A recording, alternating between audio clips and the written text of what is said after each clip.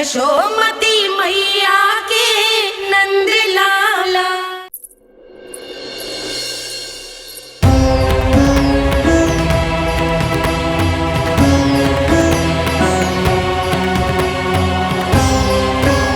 इससे पहले कि मैया को संदेह हो जाए, मुझे जाना होगा शनिदेव। प्रभु, कृपया अपने विराट रूप के दर्शन दीजिए।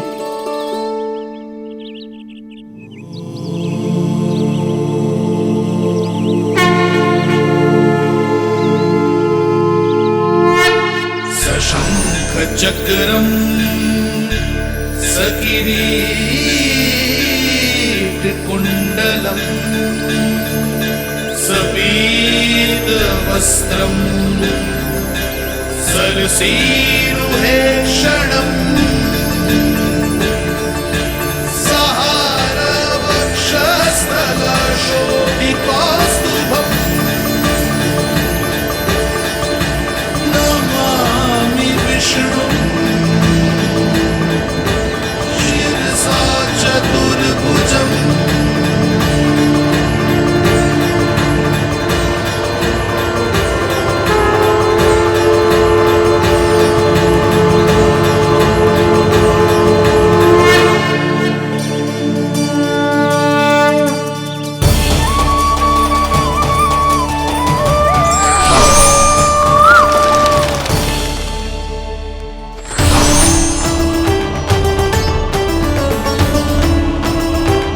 हे श्री हरि, मुझे पंछी की छाया।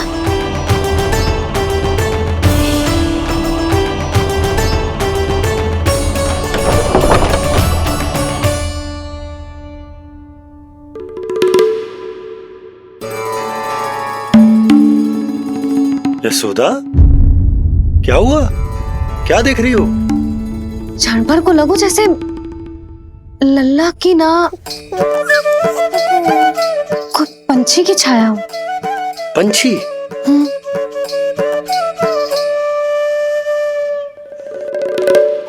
अब ना, मुझे तो लग रहा है जो गिलहरी की छाया।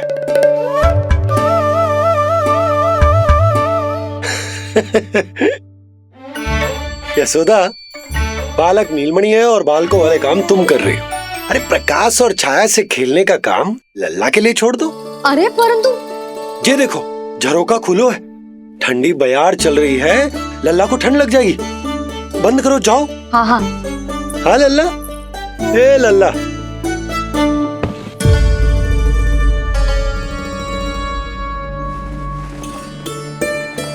आज सब कितने सज धज के आए थे तुझसे मिलने के लिए, जैसे दीपावली हो। अरे लल्ला,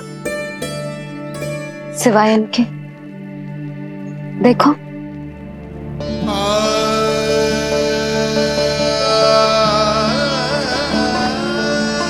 जब से चिच्ची मथुरा से लौटी है, इनका सजना सवरना सब छूट गया है।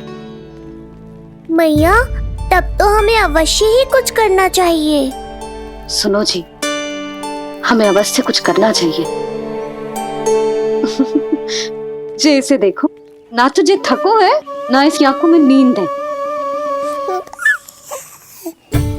हो सकता है इसका भी मन हो अपनी बड़ी माँ से बात करने का।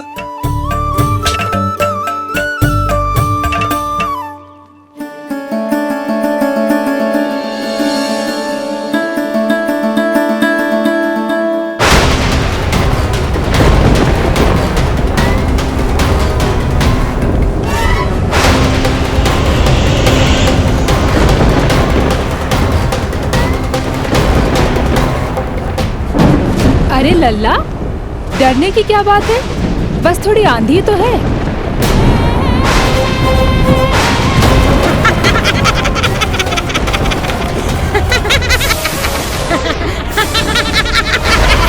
लल्ला, लल्ला, लल्ला, लल्ला।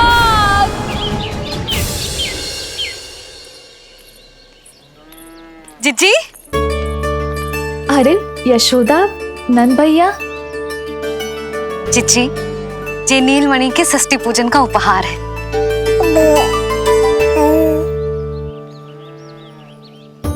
यशोदा, नंद भैया, मैं आप दोनों की भावनाओं का सम्मान करती हूँ। आप दोनों को तो पता है मेरे हृदय में नीलमणि के प्रति अत्यधिक प्रेम है।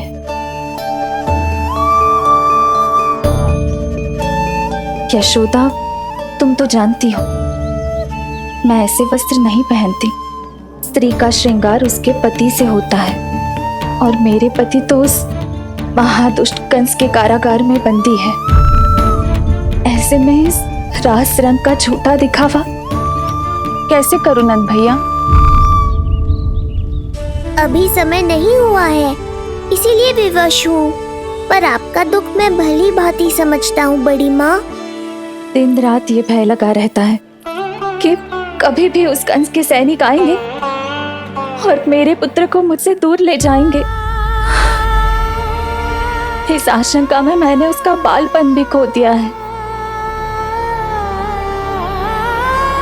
उस नन्हे से बालक को 4 दीवारों के भीतर बंद करके रखा है मैंने।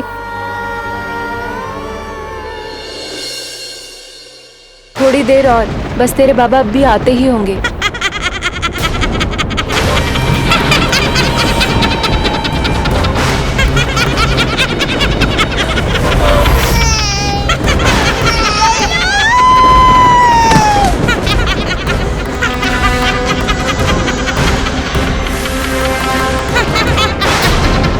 भाभी, आपका पुत्र हमारे नीलमणि का बड़ा भाई। आप उसे खुली हवा में सांस लेने दें। मेरा विश्वास करें, आप दोनों गोकुल में पूरी तरह सुरक्षित हैं। चिच्ची, नारायण के घर देर भले ही है, किंतु अंधेर ना है। बस कुछ समय का कष्ट और है चिच्ची, फिर सब ठीक हो जाएगा। और ये देखो, नीलमणि स्वयं आओ है आपको उपहार देने के लिए। इसे भी मना करोगे आप? नीलमणि, बस आज हट मत करना। मैं तुम्हारी ताऊ जी से मिलूंगी ना, तब नए वस्त्र गहने सब पहनूंगी, साज श्रृंगार करूंगी। तब पूर्ण अधिकार से देना तुम अपना उपहार, किंतु आज नहीं। बड़ी प्रसन्नता की प्रतीक्षा में छोटी छोटी प्रसन्नताओं को त्यागना नहीं चाहिए बड़ी माँ। जीवन तो परमात्मा का उपहार है, उसे जीना चाहिए। चिच्ची, बड़ी प्रसन्नता की प्रतीक्षा में जीवन की छोटी छोटी प्रसन्नताओं का त्याग ना करना चाहिए। जीवन तो परमात्मा का उपहार है, जीवन तो जीना चाहिए। नंदराज, नंदराज, नंदराज, क्या हुआ? भोला, बंसी, तुम दोनों यहाँ? जी वो उपनंद जी ने कही थी कि आपको वार्षिक कर के बारे में स्मरण करा दूं, इसलिए हम दोनों चले आए। अरे हाँ, नीलमणि के आने की प्रसन्नता में मैं तो भूल ही गया था। अधिक देर होने पर कंस की दृष्टि में आने का संकट। कोई ना, मैं कल मथुरा जाकर कर जमा करा दूं। अरे किंतु कल तो लल्ला का पालना उत्सव है। सुनो जी, शीघ्र ही आना। भैया, हो सके तो अपने भैया और बहन देवकी का समाचार भी पूछ लीजिएगा। जी भाभी। इस बार कछु समस्या नहीं होनी चाहिए। ये बार आज मथुरा से कछु अतिथि आए थे, उन्हें पता चलो है कंस ने राजा वासुदेव और रानी देवकी को कारागार से बाहर निकाल लो है और अपने महल में रख लो है।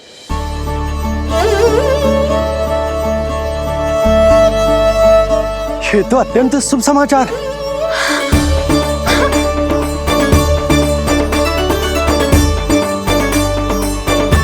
तुमने पहले क्यों ना बताया? हमें लगो आपको पहले ही से पता होगी महाराज। अच्छा ठीक है, जाकर तैयारी करो, कल तुम दोनों भी मेरे साथ चलोगे। जाओ।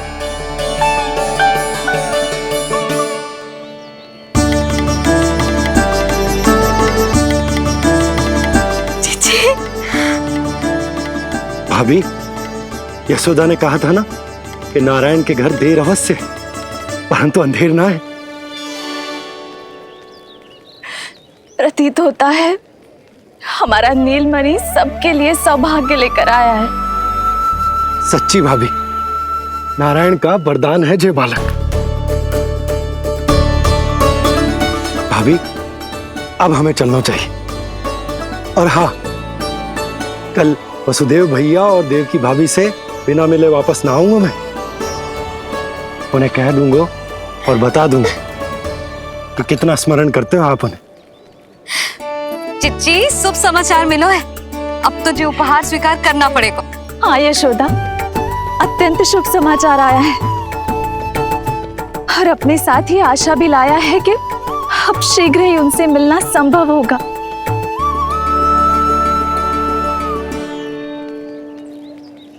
तुमने सत्य कहा था यशोदा, जीवन जीना चाहिए। मैं भी जीऊंगी, छोटी छोटी प्रसन्नताओं को मनाऊंगी, अपना ध्यान रखूंगी,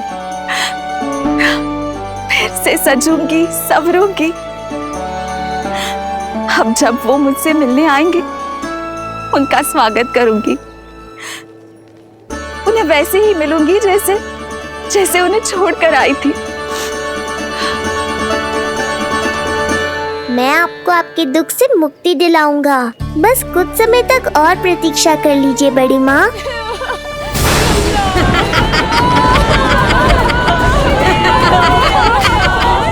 कब तक बचेगा शिशु विष्णु? आज नहीं तो कल तू मेरा निवाला अवश्य बन जाएगा। कल तुमसे भेंट होगी पूतना। कहाँ है तू शिशु विष्णु? शीघ्र ही तुझे आहार बनाऊंगी मैं। तुमने बहुत दुष्कर्म कर लिए पूतना। अब तुम्हारे आतंक का अंत करूंगा मैं।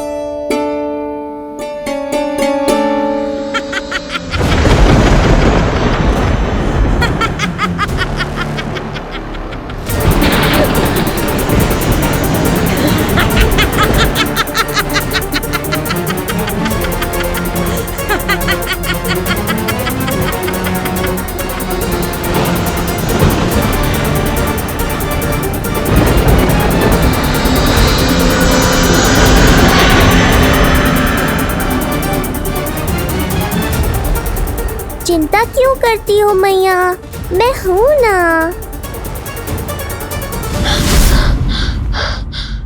नेत्र खुले रहे तो मैया पक्का घबरा जाएंगी। यशोदा, क्या हुआ? अरे बोलो ना, कोई बुरा सपना देखो। ना, स्वप्न तो ना था, किंतु मेरा मन बहुत घबरा रहा है। ऐसा लगो जैसे नीलमणि को कुछ। ये देखो, नीलमणि तो शांति से सो रहा है। तुम ना व्यर्थ ही व्याकुल हो रही। बाबा सही कह रहे हैं मैया, कुछ नहीं होगा मुझे। सुबह होने में अभी समय है। व्यर्थ की चिंता को झटक सो जाओ। अच्छा, ऐसे कैसे झटक दूं चिंता? नींद अचानक खुलो है मेरी। इसका अर्थ है अवश्य ही कोई बुरी दृष्टि है मेरे लल्ला पर।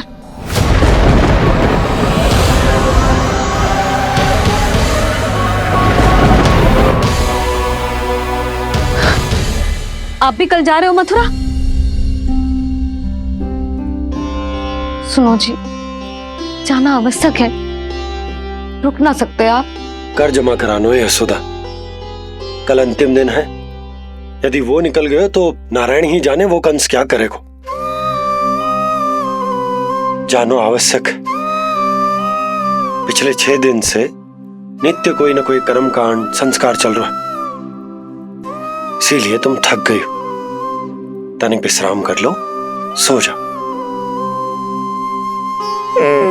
देखो नीलमणि भी यही कह रहा है कि मैया मोरी विश्राम कर लो, सो जाओ।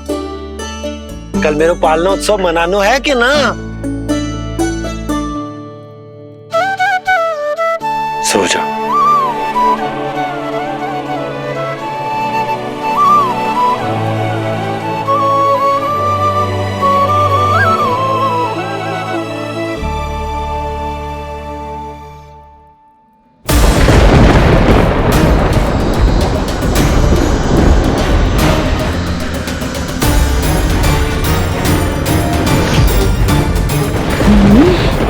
शिशु की गंध। पर अब तो भूख भी मिट गई है। एक रात का समय बचा है बालक, जी ले। कल सूर्य की पहली किरण के साथ अंतिम सांस लेगा तू।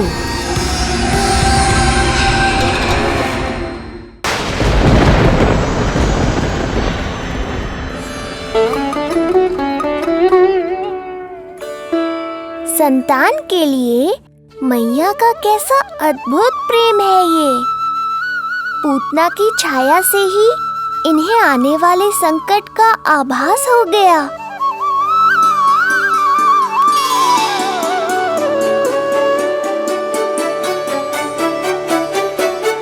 जब कोई बैलगाड़ी से यात्रा करता है तो गाड़ी पर चढ़ते ही सामान की गठरी नीचे रख देता है। उसे पूरे समय अपने सिर पे ढोते हुए यात्रा नहीं करता। उसी प्रकार आप भी अपनी चिंता की गठरी मुझे सौंप दो मैया, मैं सब संभाल लूंगा। जैसे आप थपकी देकर मुझे सुलाती हो, वैसे ही आज मैं आपको सुलाऊंगा।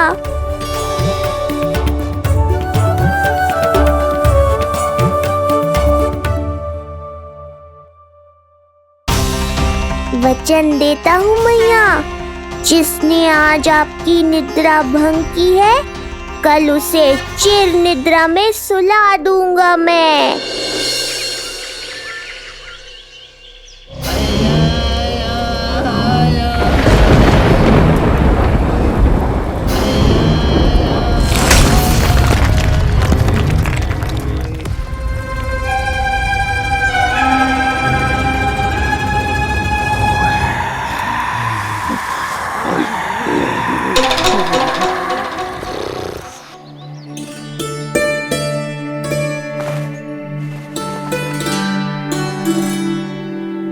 गाड़ी तैयार है नंदराज जी। उपहार और मिठाइयाँ तो ठीक है, किंतु भोजन रखो है कि ना? हाँ भाभी, रख दियो है। और भोजन ऊपर रखो है कि मिठाई? भोजन ऊपर रखो है भाभी।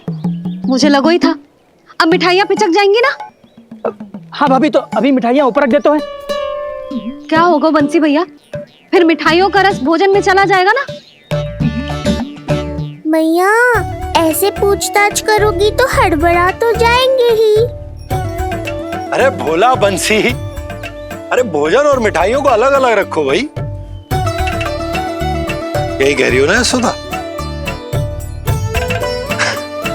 अरे वाह, आज हमारा राजकुमार जल्दी उठ गए हो। इसे भी पता है पालना उत्सव में इसके बाबा ना होंगे इसके साथ, इसीलिए विदा करने आ गए। फिर कोई ऐसो कर्मकांड ना होगो जब मैं ना हूं। बस आज जाने दे लल्ला, सबको जाकर अपने हाथों से मिठाइयां भेंट करूंगा और सबको बताऊंगा कि इतना सुंदर, इतना प्यारा लल्ला का बाबा बन गया मैं।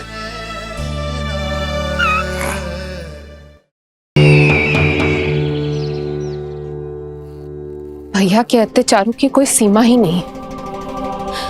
हमारे पुत्र को ढूंढने के लिए अब उन्होंने पूतना को आदेश दिया है। वो केवल महाभयंकर ही नहीं बल्कि मायावी भी है। हमें किसी भी प्रकार से ये सूचना गोकुल भिजवानी होगी। सत्य कह रही हो देवकी, मुझे भाई नंद को किसी भी तरह सावधान करना ही होगा, किंतु कैसे? हमारे लल्ला के बारे में जानकर सबसे अधिक कौन प्रसन्न होगा पता है? वसुदेव भैया। सत्य कहा आपने।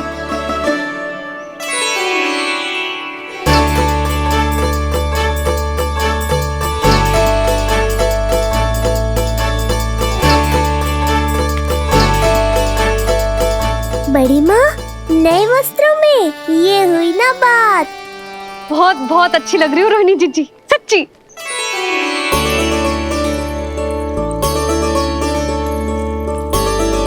आपने जीवन में फिर से रुचि लेना आरंभ कर दियो है, ये जानकर वसुदेव भैया की प्रसन्नता दुगनी हो जाएगी।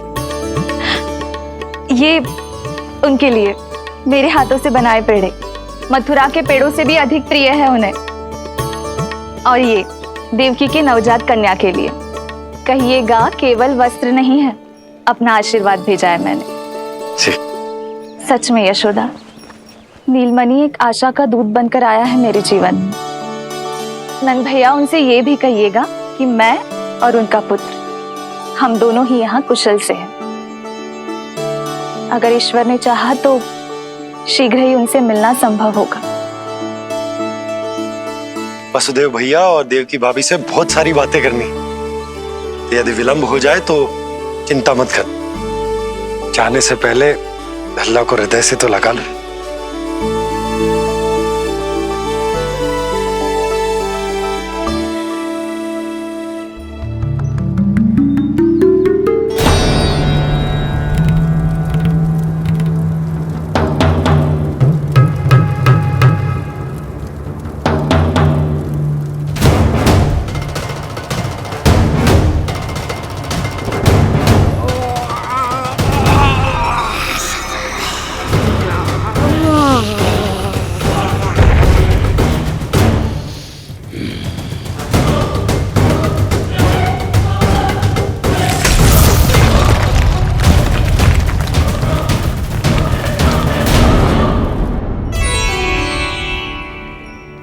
कछु विचित्र सो क्यों लग रहा है मुझे? बाबा, आपका पुत्र है ना यहाँ, सब कुशल मंगल ही होगा।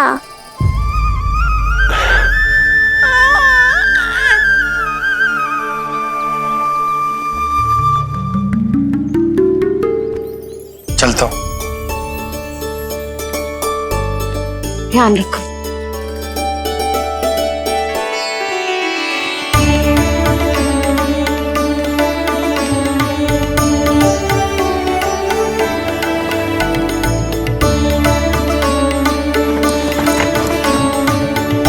जय राम जी की। जय राम जी की।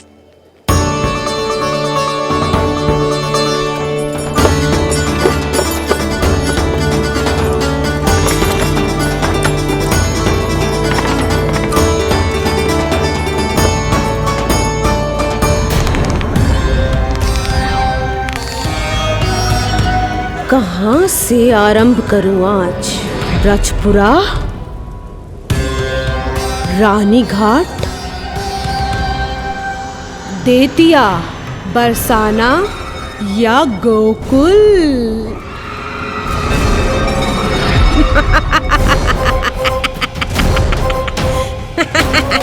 यही तो चाहता था मैं कि तुम यहाँ आओ।